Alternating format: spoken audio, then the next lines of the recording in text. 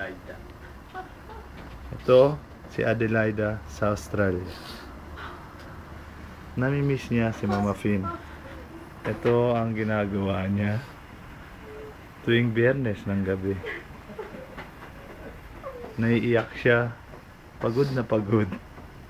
Galing sa trabaho. Galing sa trabaho. Galing sa AGL. Kaya ang mga labahan niya pakonti. Dahil nabawasan na noong Lunes pa. Uma-absent pa para lang makapaglaba. Ang laki na nawawala sa sahod niya dahil lang sa paglalaba.